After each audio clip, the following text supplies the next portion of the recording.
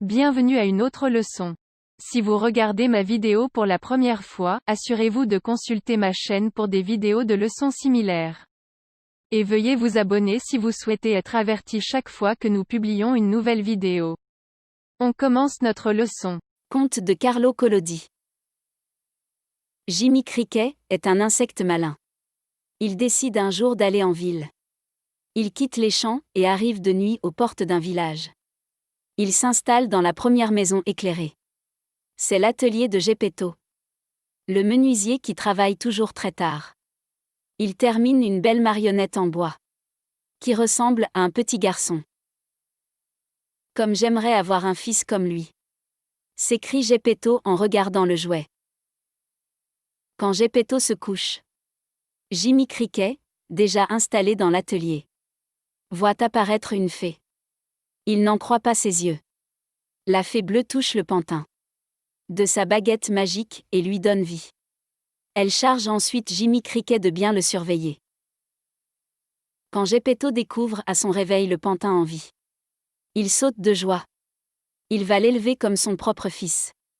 La première chose qu'il fait, comme tout bon père, est de lui donner un prénom, Pinocchio.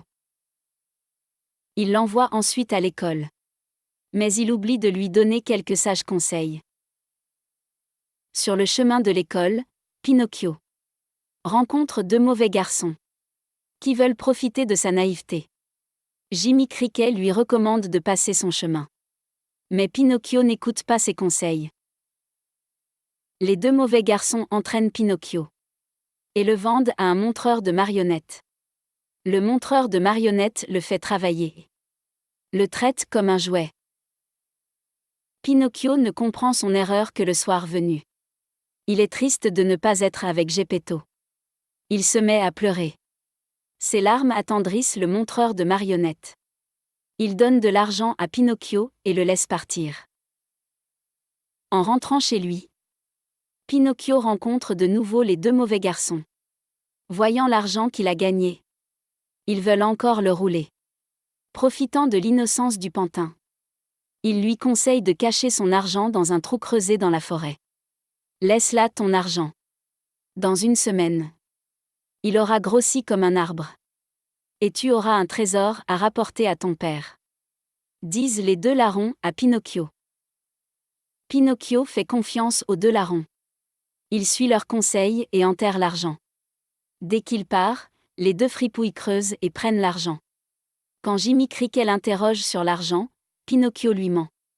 Des voyous me l'ont pris, dit-il à Jimmy Cricket. Qui sait la vérité, le gronde et lui demande de ne plus mentir. Jimmy Cricket et Pinocchio décident de rentrer chez eux. Ils reprennent la route. Ils croisent un chariot rempli d'enfants et conduit par un vieil homme. J'aimerais bien aller avec eux, dit Pinocchio. Monte, petit, dit le bonhomme.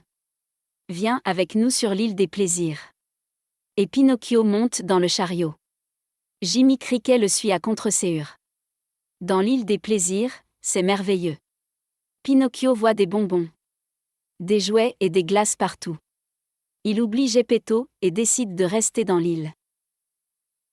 Bientôt Pinocchio et les autres enfants se retrouvent avec des sabots, une queue et des oreilles d'âne. Tous les enfants qui font l'école buissonnière se transforment en âne. Un méchant forain découvre les enfants sânes. Il les attrape et les montre dans ses numéros. Comme des bêtes de foire. Il les traite comme des animaux. Pinocchio essaie de s'enfuir mais il se casse une jambe. Le forain ne peut plus le montrer à la foire. Alors il le jette à la mer. Comme il est en bois, Pinocchio ne coule pas. Il réussit à monter dans une barque abandonnée. Une énorme baleine surgit des profondeurs et avale la barque de Pinocchio. Mais, quelle surprise! Son cher Geppetto, qui a pris la mer à sa recherche, a lui aussi été avalé par la baleine. Au moment où la baleine remonte pour respirer, Geppetto et Pinocchio se sauvent et s'éloignent dans la barque. De retour chez lui, Pinocchio promet de ne plus faire l'école buissonnière. Tous les enfants du village se moquent de lui. À cause des oreilles d'Anne qui lui sont restées. Soudain, la fée bleue apparaît. Sais-tu pourquoi tu as des oreilles? Dan, dit-elle à Pinocchio. Non, je n'ai jamais manqué l'école. Ment le pantin. Et au fur et à mesure que Pinocchio ment, son nez s'allonge à vue d'œil. Il devient laid mais il ne peut rien faire. Lorsqu'il rencontre une nouvelle fois les deux mauvais garçons qui l'ont trompé, Pinocchio leur dit: Laissez-moi tranquille. Je ne vous écouterai plus. À ces mots, la fée apparaît devant elle, sait qu'il ne mentira Pinocchio plus jamais et qu'il ne manquera plus l'école.